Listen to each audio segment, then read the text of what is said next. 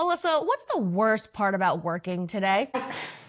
This is going to be a very cynical answer, but I think technology might be the worst part of working today. Okay, what's the best part about working today? It's just the potential for collaboration. That's the upside of the technology, is both deep collaboration and light collaboration. And this is probably way too easy, but why do people still choose to work today in the jobs that they do?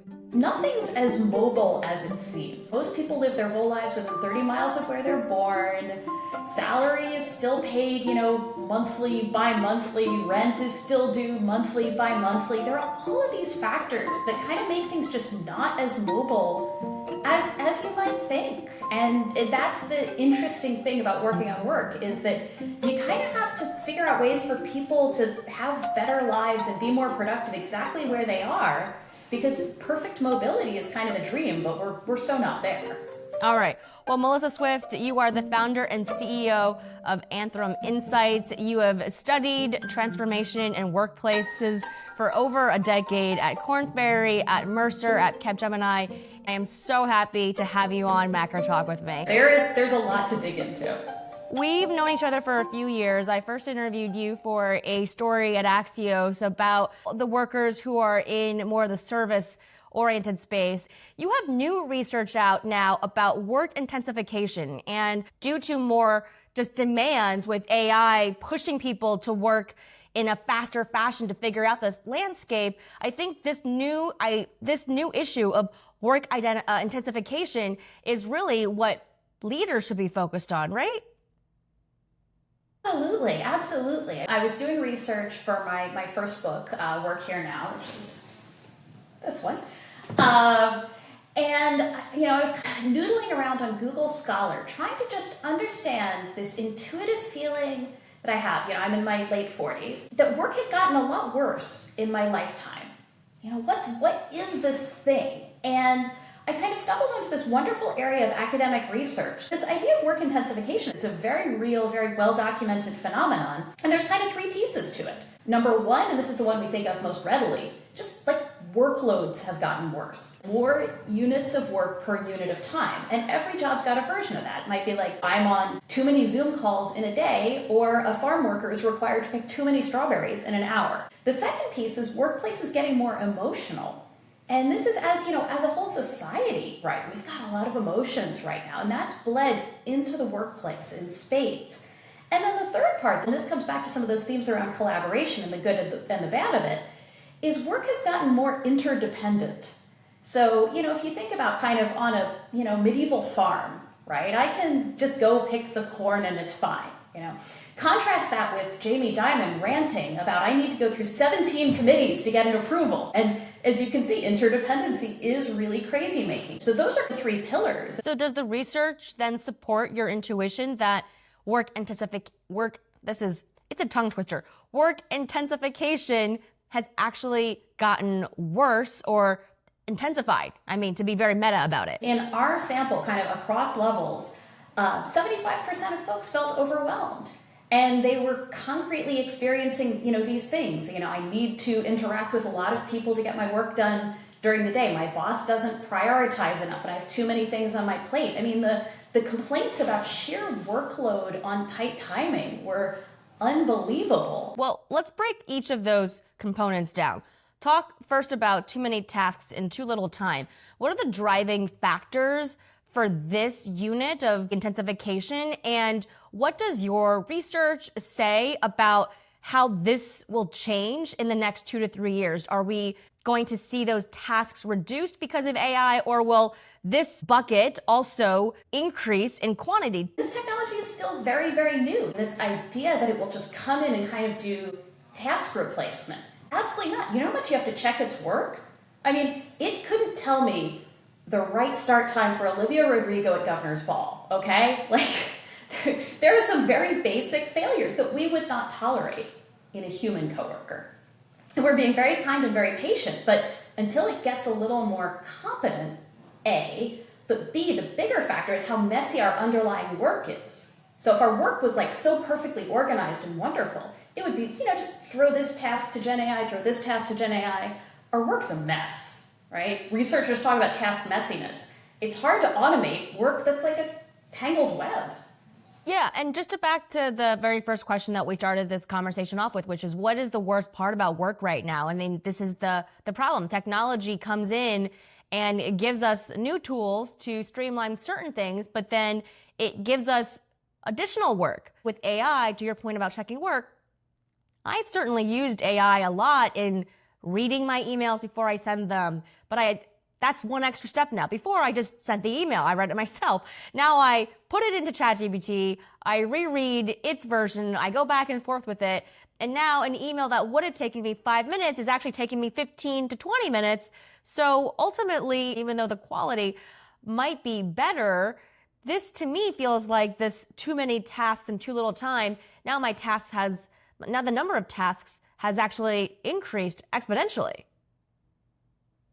Absolutely. And it's more and less useful for certain things. Like in Microsoft Excel, I have not gotten it to exceed the capabilities of the help function, to be honest, right? Wow. Whereas with creating, little pieces of artwork and stuff for me, I can't draw like that. It's blowing out of the baseline out of the water, right?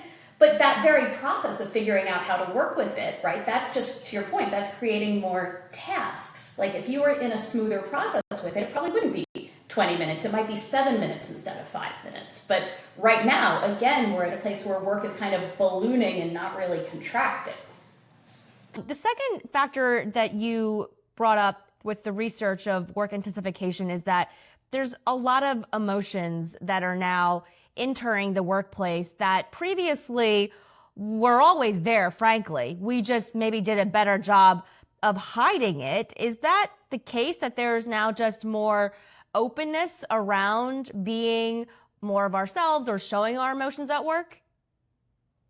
This is a super interesting debate to me, right? Because there was, this whole kind of bring your whole self to work movement. And in general, that was a really positive thing. It was about, you can be who you are and you don't have to be this weirdo corporate drone, right? So it was like really positive up to the 70% level. But then from 70 to 100, it was like, okay, I can display all of my super derailing behaviors. I can get really angry at people, right? I can just yell in the meeting because that's who I am. And that was not what was intended by the bring your whole self to work movement, right? It was about being able to be comfortable in your identity, not in your worst behaviors, right? There's still behavioral standards are, identity can be diverse. Behavioral standards are a constant. And that's a little bit of where I think successful organizations are just reestablishing those guardrails a little bit better. For instance, I got asked by an audience the other day, is it okay to say we don't discuss politics at work? And I said, yes, it is totally okay to say that. That is a useful guardrail for a manager to set, because what is the upside to having that discussion at work? And there's a ton of downside and alienation and clash, and sensible guardrails just make it easier for everybody regardless of their identity or beliefs, right? Like let's get the pool at a temperature that everyone can jump into. You mentioned Jamie Dimon. Amazon's CEO Andy Jassy has famously also said there's too much bureaucratic decision making and everyone is now trying to flatten these massive organizations down. Is that even possible to do at this stage? I mean, in some ways, the companies have grown to the sizes that they've grown to because it had been working. What does it actually mean to say that an organization is too interdependent? Do with not having the right sort of level or number of people accountable for decisions. If everything has to go all the way to the top of the organization, that's a problem. If frontline decisions have to go all the way to middle management, that's a problem. I just posted something about this on LinkedIn, sort of basic complexity theory, right? The reason why American phone numbers are 7 digits is because of really good scientific research saying like more than 7 units of anything and people start to just struggle to deal with it. But the average C-suite is more than 7 people. The average company is more than 7 organizing units. And this is again where technology is tripping us up. You can have 100 people in a Zoom meeting or a Teams call or whatever. You can have, oh gosh, I don't even know how many people on a Slack channel.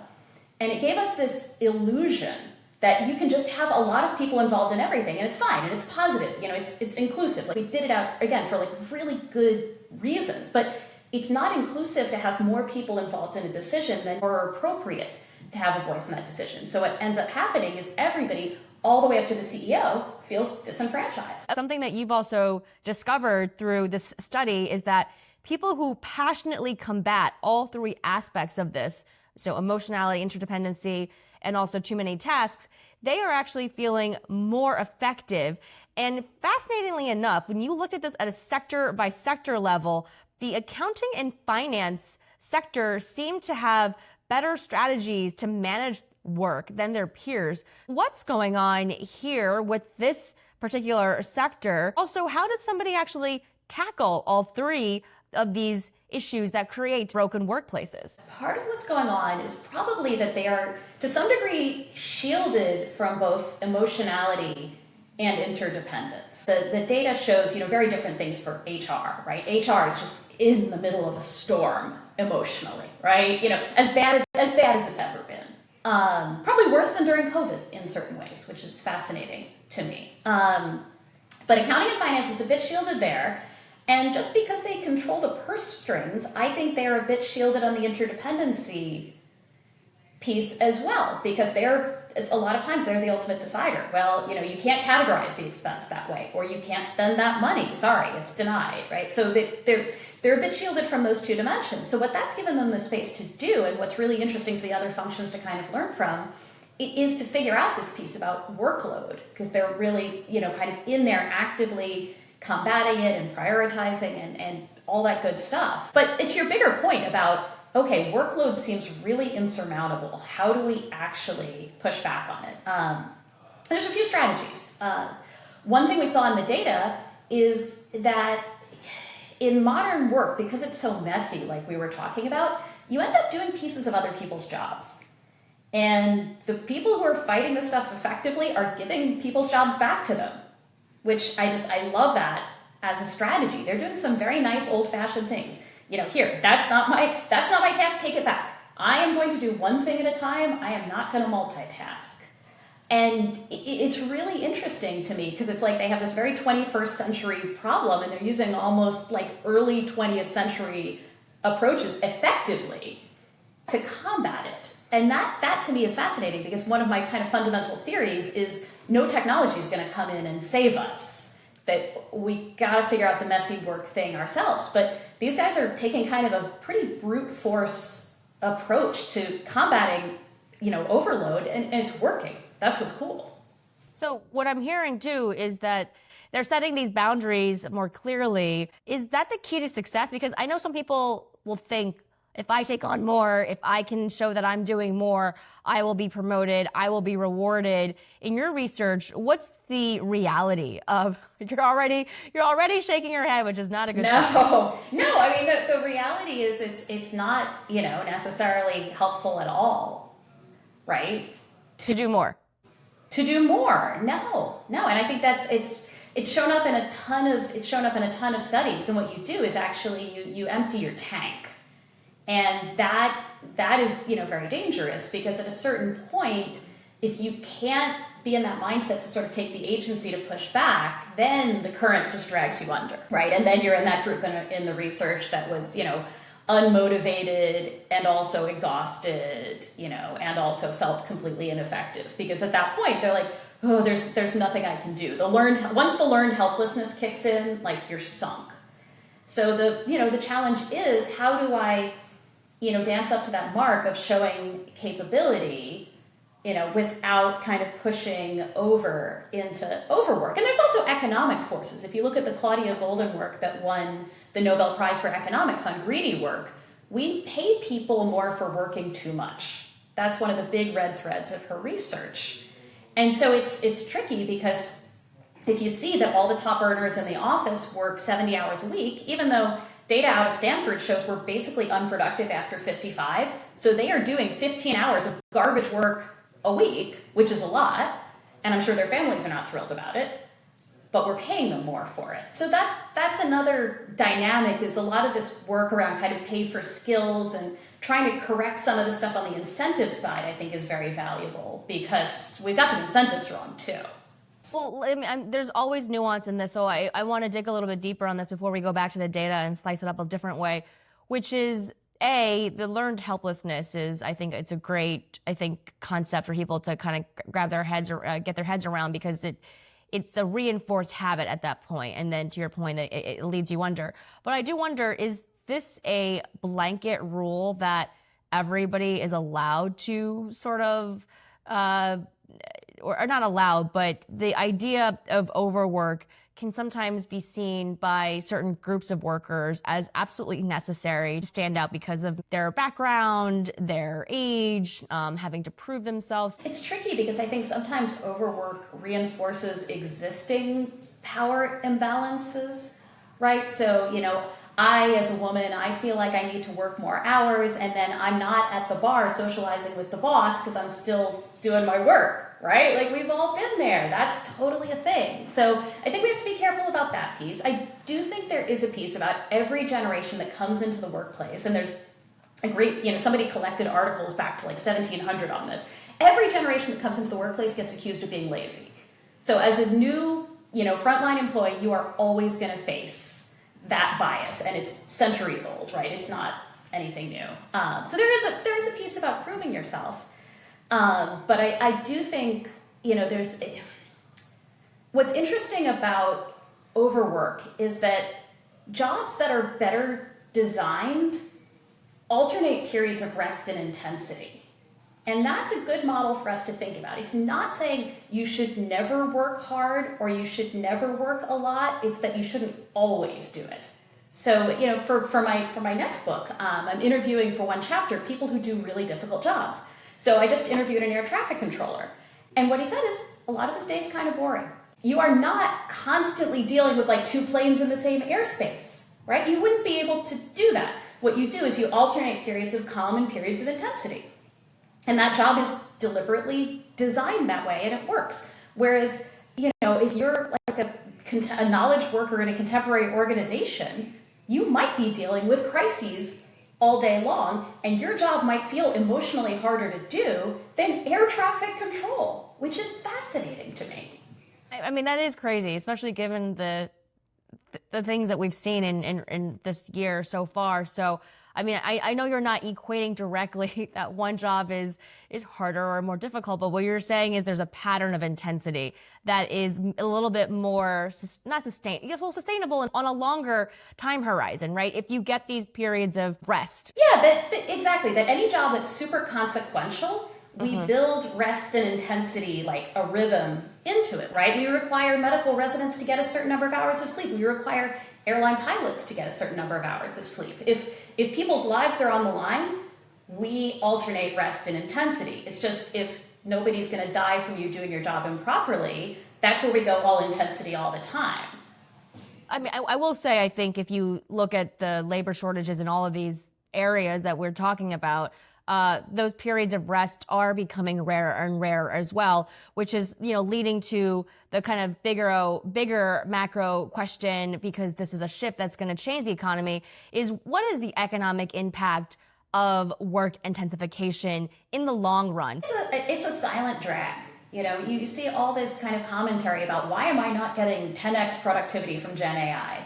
And, let's leave all the other problems with that statement aside.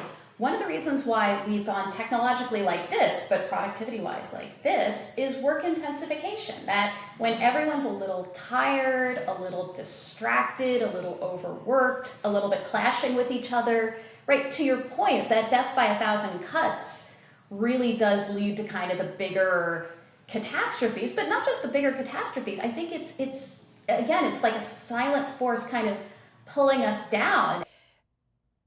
Do you see an end to this cycle anytime soon without some sort of huge external force majeure? I actually studied this for the first book. What really actually worked for the Industrial Revolution was ultimately there was a public-private partnership around this. That basically, you've got horrific working conditions for most of the workforce for many, many years. And then finally, in kind of the early part of the 20th century, moving into the mid-20th century, you get, sort of government partners with business to, right? Because it didn't all come from government, and it wouldn't have all been doable by government. It was government partnering with business, and you sort of set the sensible guardrails, okay, you can only work X number of hours a day, health and safety, all of that stuff. And then, big surprise, we get this big mid-century burst of productivity. Wow, this actually works better when, we're not literally killing people in the workplace. Like the number of deaths at work came down dramatically, and productivity goes up at the same time.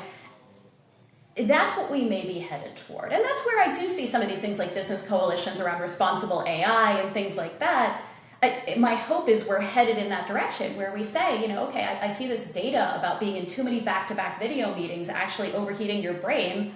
Okay, let's do something about that. The same way that you can't lift steel bars 14 hours a day anymore, maybe you can't be in that many back-to-back Zooms. We may have to consciously figure it out, but that's, at least the historical example suggests that it really was a public-private partnership in figuring it out. When I hear people say, Gen Z are not working as hard as me, an elder millennial or a young Gen X, is that our own bias creeping through from our own trauma of not having the benefit? I feel like Gen Z have the benefit of these conversations being open, or they're reverting to a different baseline.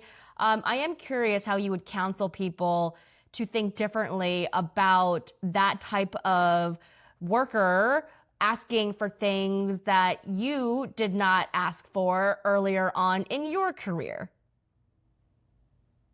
They've grown up in just a much more open world, right? Where everybody talks about everything, and that's just more normal. So start with there's a communication style gap, right?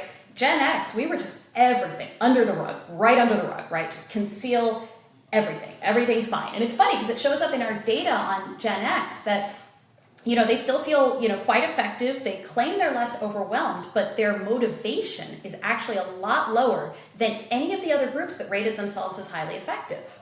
So there's something going on there where like Gen X elder millennials just drained our tank in weird ways, doing all that covering up. And again, we were much better about covering up than I think about like my mom's generation, where everything had to look really perfect all the time.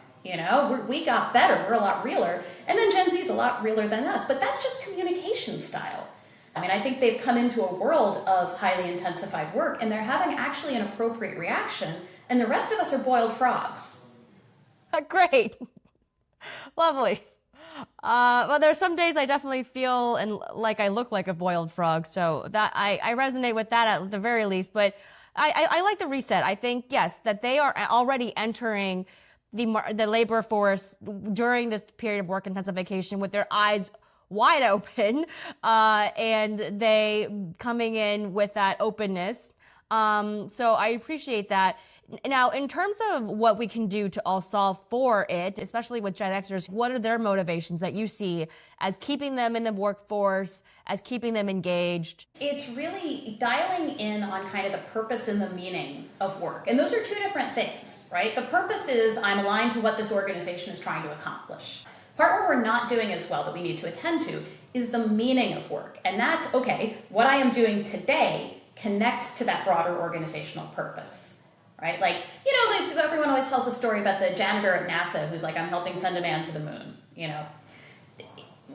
Knowledge work today, nobody feels like they're helping send a man to the moon. Like, come on, right? And there's an active and lively, and I love this, there's a lively academic debate about what percentage of work is BS, right? Because the book, yep. BS Jobs, right? Yep. Said it was like 60%. And then a study came out from the European Union with a completely straight face. They're like, no, it's only 20%, don't worry.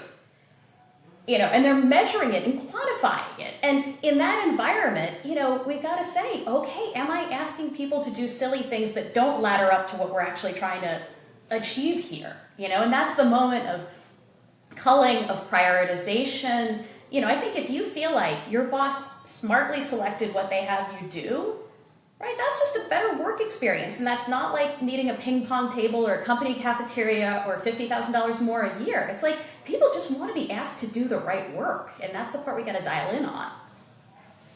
When you said earlier that the risk of not solving for work intensification is economic drag, Can you say a little bit more about what and how that will reflect? Is that in GDP growth?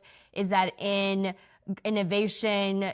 I think it would be helpful, I think, for people who are watching and listening to this to understand the really threat level here. First, you've got to have that kind of innovation layer. And again, if people are exhausted, burnt out, overtaxed, you get fewer ideas down there, right? So the pyramid of ideas is already narrower. Then think about all the steps it takes to bring a product to market.